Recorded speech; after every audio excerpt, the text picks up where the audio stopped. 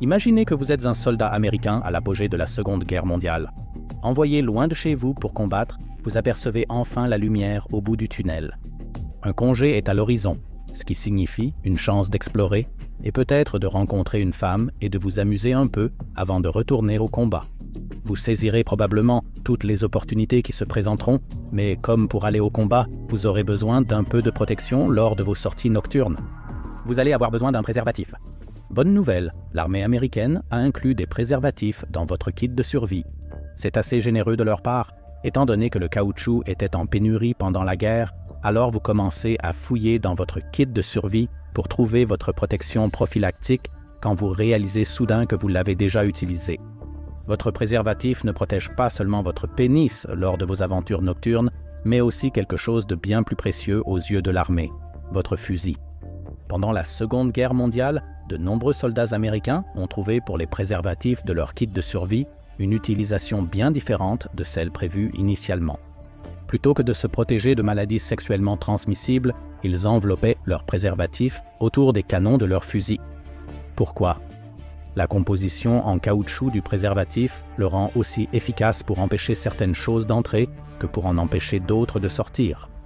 Les soldats utilisaient des préservatifs sur leurs armes pour empêcher la boue, la saleté, l'eau et le sable de s'y infiltrer. Et ça a marché. Lorsque le soldat se préparait au combat, tout ce qu'il avait à faire était de glisser l'ancien préservatif hors du fusil, et il avait une arme prête à l'emploi presque instantanément. Aucun nettoyage ou démontage des pièces n'était nécessaire, car le préservatif bloquait tous les débris. La pratique ne se limitait pas à la protection des fusils. Pendant la Seconde Guerre mondiale, les soldats ont trouvé de multiples autres usages aux préservatifs, contenants étanches pour leurs allumettes et même explosifs sous-marins. Il suffisait de remplir le préservatif de charges explosives et il était prêt à l'emploi. Ils ont même trouvé des usages médicaux alternatifs pour leurs préservatifs. Ils pouvaient être remplis d'eau si nécessaire, ou même servir de gants chirurgicaux improvisés pour éviter l'infection lors d'une opération sur le front. Pendant la Seconde Guerre mondiale, les soldats utilisaient les préservatifs à d'autres fins que leur usage prévu initialement. Mais il y a une autre raison pour laquelle les soldats pouvaient être si créatifs avec leurs préservatifs. La pénicilline. Les militaires ont commencé à distribuer des préservatifs aux troupes pendant la guerre, principalement parce que beaucoup avaient contracté la syphilis ou la gonorrhée suite à leur relation avec des prostituées. Mais beaucoup de soldats n'utilisaient toujours pas leurs préservatifs parce que l'armée a également commencé à distribuer de la pénicilline pour traiter les maladies sexuellement transmissibles à peu près à la même époque. Pourquoi gaspiller un préservatif pour les relations sexuelles quand on pouvait obtenir une injection pour n'importe quel problème et garder le caoutchouc pour maintenir son arme en sécurité? Toutes ces utilisations alternatives que les soldats ont trouvées pour les préservatifs ont brièvement conduit l'armée américaine à concentrer une fois de plus sa propagande sur le respect de l'abstinence en 1947. Elle a bien sûr continué à distribuer des préservatifs. Elle savait qu'ils n'atteindraient pas leur objectif, car les infections sexuellement transmissibles ont grimpé en flèche chez les soldats pendant la Seconde Guerre mondiale. Néanmoins, l'histoire des préservatifs dans l'armée a une fin heureuse. En rendant les préservatifs standards dans les kits de survie, l'armée a supprimé la stigmatisation attachée aux prophylactiques à la maison. Les ventes de préservatifs ont augmenté lorsque les soldats sont rentrés chez eux après leur service, atteignant un point où 42% des gens comptaient sur eux pour le contrôle des naissances entre 1955 et 1965. Cette utilisation originale des préservatifs a le mérite d'illustrer l'ingéniosité des soldats sur le champ de bataille. Mais cette invention innovante n'est rien en comparaison de l'idée d'utiliser des chauves-souris comme armes. Cette idée ne venait pas du haut commandement militaire, mais d'un humble chirurgien dentiste de Pennsylvanie nommé Dr. Little S. Adams. En 1942, suite à un voyage dans les grottes de Carlsbad au Nouveau-Mexique, il a eu l'idée d'attacher des dispositifs incendiaires explosifs à des chauves-souris, qui pourraient ensuite être largués sur l'ennemi depuis des avions. Enthousiasmé par cette idée, il a rédigé une lettre détaillant le concept et l'a envoyée à la Maison-Blanche. Il n'était pas le seul à envoyer des idées au président. Selon la chaîne History, la Maison-Blanche a reçu des milliers de suggestions non sollicitées de citoyens sur la façon de gagner la guerre. Même parmi cette avalanche de conseils inutiles pour les États-Unis, l'idée de bombe chauve-souris sortait du lot. L'idée a tellement plu à l'armée qu'ils ont donné le feu vert au concept. Et quand on creuse un peu plus l'idée, il y a une certaine logique derrière tout ça. Les chauves-souris, une fois larguées d'un avion, seraient libres de mouvement. Chacune serait équipée d'un dispositif incendiaire à minuterie avant d'être jetée en groupe. Terrifiées, elles se disperseraient dans d'innombrables directions, cherchant refuge sous les avant-toits des bâtiments résidentiels et commerciaux pour se protéger du soleil. Et ensuite, boum, les chauves-souris exploseraient en même temps, enflammant les bâtiments dans lesquels elles se sont installées pour créer un incendie massif capable d'engloutir une grande partie d'une ville. L'idée a été prise tellement au sérieux qu'elle a été officiellement testée, comme le rapporte le site web du Centre d'essai de l'armée de l'air américaine. L'armée a confié au Dr Adams la tâche de diriger une équipe chargée de développer une bombe pour chauves-souris dans une boîte spéciale. L'idée était de forcer les chauves-souris à entrer dans la boîte afin qu'elles puissent être larguées en masse. Un parachute se déploierait, la boîte chaufferait à l'atterrissage et les chauves-souris s'en échapperaient pour envahir les maisons. Bien plus efficace que de les jeter d'un avion. Malheureusement, l'idée n'a jamais été utilisée au combat. Bien que la marine américaine ait finalement récupéré le concept, le nommant au passage projet X-Ray, pensant qu'il pourrait être efficace sur un rayon de 20 à 40 miles, aucune bombe chauve-souris n'a jamais été déployée. Au lieu de cela, les États-Unis ont dépensé des millions de dollars à capturer des milliers de chauves-souris, pour finalement décider que les armes nucléaires pourraient être un moyen bien plus efficace d'englober les villes japonaises dans des tempêtes de feu. Il est difficile de contester cette logique. Cependant, les Alliés n'étaient pas les seuls à élaborer des stratégies novatrices pendant la Seconde Guerre mondiale. Les puissances de l'Axe avaient aussi des astuces, les cibles proposées pour les bombes chauves-souris américaines figurant parmi les plus originales. Après tout, quelle autre nation a mené une invasion réussie en utilisant des vélos? En 1941, le Japon se préparait à envahir la Malaisie britannique, actuellement appelée Malaisie. Le pays était devenu l'un des territoires les plus rentables de l'Empire britannique, notamment parce qu'il était alors le plus grand producteur de caoutchouc et d'étain au monde. Deux ressources dont le Japon avait besoin. Toutefois, une invasion ne serait pas aisée. Même pendant ses premières années de guerre, le Japon se dispersait tellement qu'il manquait rapidement de ressources pour soutenir son effort de guerre. Cela ne veut pas dire qu'il n'avait pas certains avantages. L'invasion de la Malaisie a commencé quelques heures seulement après que le Japon ait frappé Pearl Harbor et a été soutenu par une présence aérienne significative en plus d'un grand nombre de troupes de la 25e armée du pays. Ces troupes, expertes en guerre dans la jungle et arrivées via la Thaïlande, avaient besoin d'un moyen de se déplacer rapidement à travers le territoire. Les chevaux étaient le mode de transport préféré dans le passé, malgré les difficultés pour les débarquements amphibies et les coûts d'entretien pour les garder en bonnes conditions comme moyen de transport. L'armée japonaise a donc choisi une option plus simple, les vélos. Ils pouvaient équiper les troupes de vélos à un coût bien inférieur à celui des chevaux ou des véhicules, et les vélos étaient également facilement disponibles en Malaisie. Si le vélo d'un soldat était abîmé ou nécessitait des pièces, il leur était aussi facile de réquisitionner un des nombreux vélos civils du pays. Les troupes japonaises n'auraient pas besoin de carburant, de nourriture pour leurs chevaux, ni de vastes terres pour les faire reposer. Et surtout, les vélos étaient suffisamment petits et mobiles pour permettre aux soldats japonais d'utiliser les nombreux chemins cachés qui traversaient les jungles de Malaisie, leur permettant d'avancer sans utiliser les routes principales du pays. Les soldats pouvaient traverser la rivière en portant un vélo sur leur dos. De plus, les vélos permettaient aux soldats japonais de transporter des provisions plus loin et plus facilement que leurs homologues britanniques, qui devaient les porter sur leur dos. Même le problème d'usure des pneus en caoutchouc était facile à résoudre.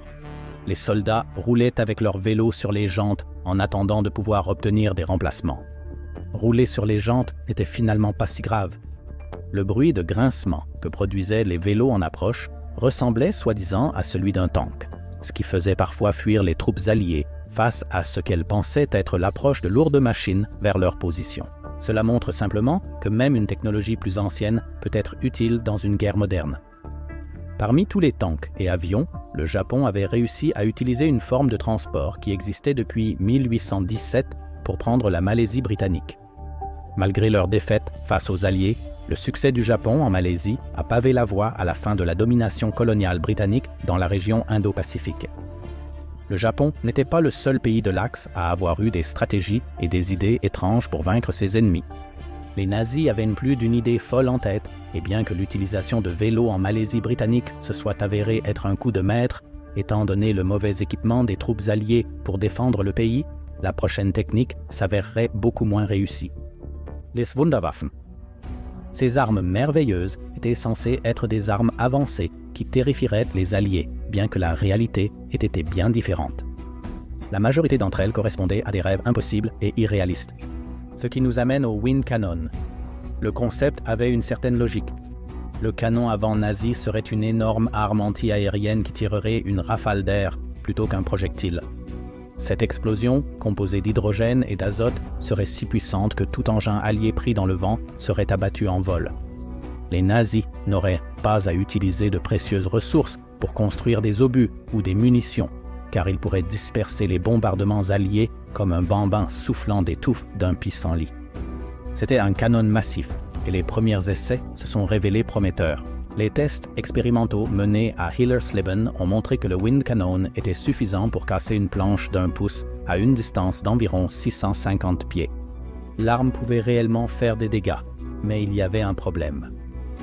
Tirer un jet d'air sur une planche de bois est une chose, mais tirer sur un avion spécialement conçu pour voler dans le vent est une autre histoire. C'est ainsi que les nazis ont découvert que leur arme miracle ne fonctionnait pas. Selon la chaîne History, elle n'a été déployée qu'une fois sur un pont au-dessus de l'Elbe. Quelques bouffées d'air dans le ciel plus tard, et il était clair que le canon avant avait échoué. Il n'a rien fait pour empêcher les avions alliés de survoler la rivière. Cependant, les Alliés n'étaient pas non plus à l'abri de concevoir des idées folles vouées à l'échec. Avant que les nazis ne commencent à travailler sur leur canon avant, les Alliés avaient conçu un concept tout aussi voué à l'échec.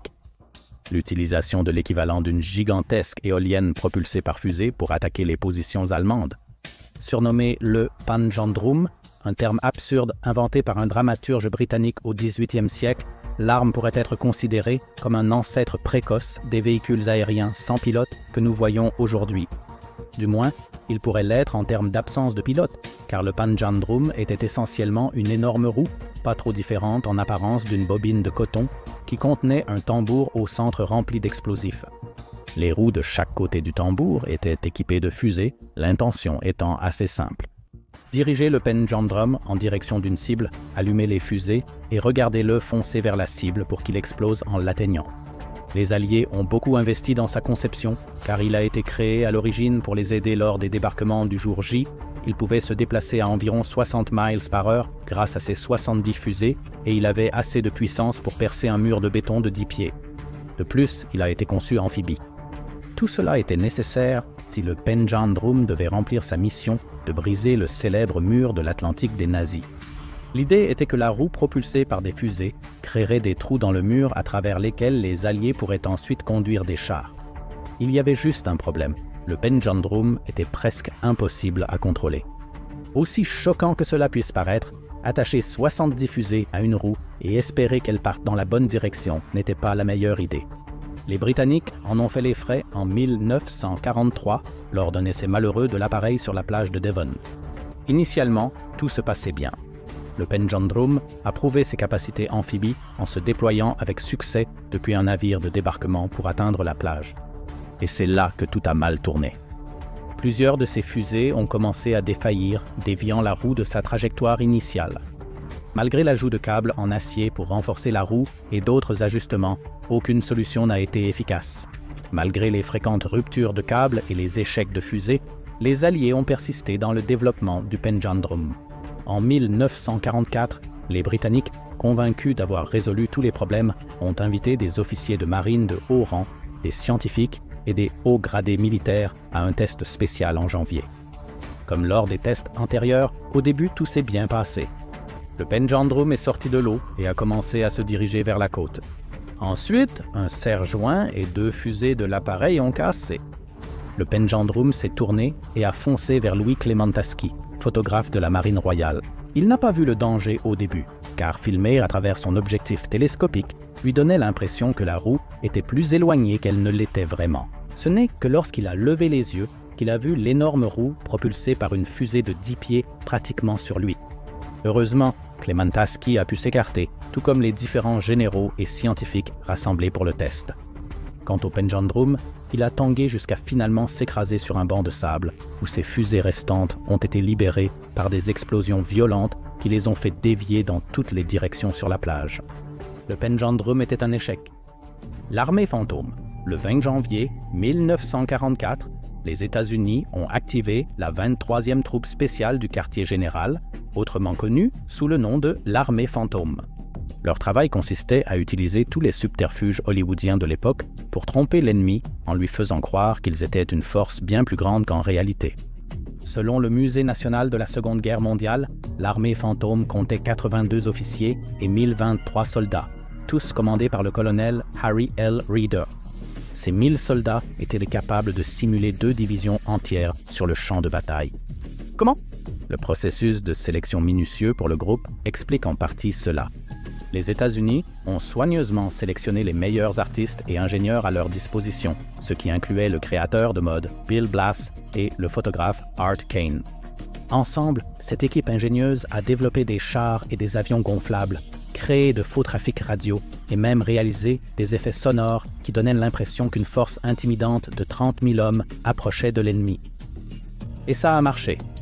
L'armée fantôme a participé à 22 grandes opérations, chacune d'elles trompant l'ennemi, armé seulement de mitrailleuses de calibre 50 et d'une multitude d'effets spéciaux. Typiquement, le groupe serait déployé à n'importe quel endroit où les troupes avaient besoin de soutien, leur ruse trompant l'ennemi au point où il retarderait les attaques ou les annulerait complètement, laissant à l'armée fantôme assez de temps pour extraire les troupes qui étaient en danger. Dans certains cas, ils mettaient même en scène de véritables batailles simulées, utilisant de la fumée, des gonflables et des effets sonores pour faire croire qu'un énorme combat avait lieu, alors qu'en réalité, quelques centaines de soldats se mettaient à l'abri. L'opération Viersen est probablement sa mission la plus célèbre. En 1945, l'armée fantôme a installé des chars gonflables, simulé du trafic radio et utilisé des haut-parleurs pour diffuser le bruit de mouvement de troupes à un point spécifique sur le Rhin. Encore une fois, il ne s'agissait que de tromperie. La supercherie était conçue pour tromper les soldats allemands en leur faisant croire que 2 divisions se préparaient à traverser le Rhin à 10 miles du point de passage réel.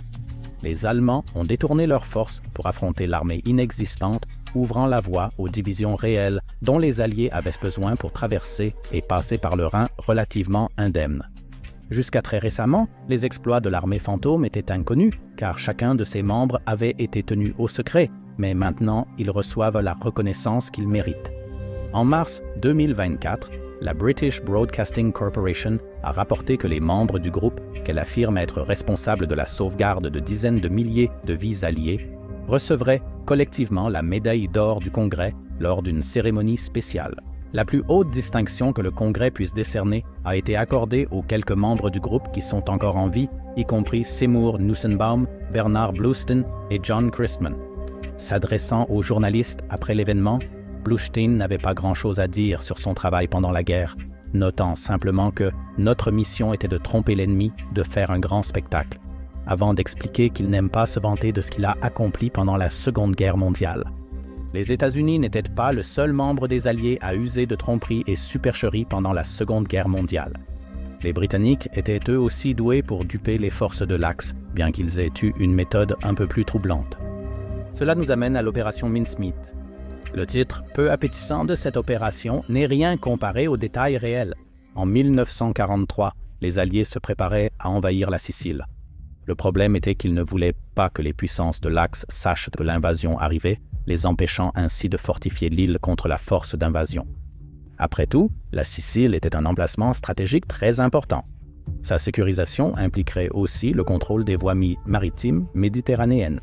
De plus, la Sicile possédait des aérodromes, parfaits pour mener des bombardements sur l'Italie continentale.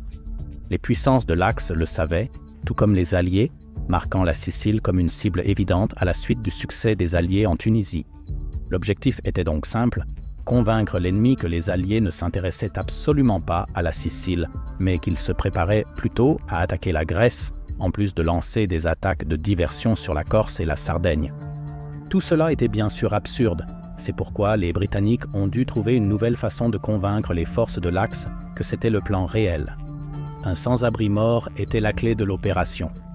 Les services de renseignement britanniques ont récupéré le cadavre de Glyndwr Michael, décédé après avoir ingéré du poison pour rats en tentant de survivre dans la rue. Michael a été rhabillé avec l'uniforme de terrain d'un officier des Royal Marines, en plus d'avoir sur lui des objets personnels contrefaits qui l'identifiaient comme le capitaine-major par intérim William Martin. En plus de ces documents d'identification, Michael avait sur lui des documents secrets révélant les plans d'attaque de la Grèce par les Alliés. Une fois leur cadavre préparé, les Britanniques n'avaient ni plus qu'une chose à faire, jeter le malheureux Glyndwr Michael à la mer au large de l'Espagne. Après cela, tout ce qu'ils pouvaient faire était d'espérer. Les services de renseignement britanniques souhaitaient que le corps soit rejeté sur la côte et trouvé par les militaires espagnols. Bien que l'Espagne ait été nominalement neutre pendant la Seconde Guerre mondiale, elle était politiquement alignée sur le régime nazi à bien des égards, les Britanniques supposant que tout renseignement que les Espagnols découvriraient concernant les Alliés serait transmis aux nazis. La Grande-Bretagne est même allée jusqu'à alerter les Espagnols pour qu'ils soient à l'affût d'un marine mort car ils transportaient des documents qui devaient être récupérés. Le pari a payé. Michael a été trouvé ainsi que les messages dans ses poches qui ont été transmis aux nazis. Cela a ouvert la voie aux Alliés pour lancer l'opération Husky en Sicile. Cette opération impliquait 3000 navires, 4000 avions et 150 000 soldats. Quant à la défense nazie, elle ne consistait guère plus que de 2 divisions allemandes comptant environ 60 000 soldats qui étaient mal préparés pour l'offensive parce que les nazis croyaient que les débarquements auraient lieu en Sardaigne et en Corse. L'opération alliée n'a pas été un succès total. Ils ont quand même perdu 24 850 soldats pendant 38 jours de combat. Mais sans l'opération Mincemeat, ils auraient dû faire face à une force de combat beaucoup plus puissante qui aurait correctement fortifié la Sicile contre l'invasion. Découvrez maintenant pourquoi la Seconde Guerre mondiale a été bien plus meurtrière que la première, ou regardez plutôt cette vidéo.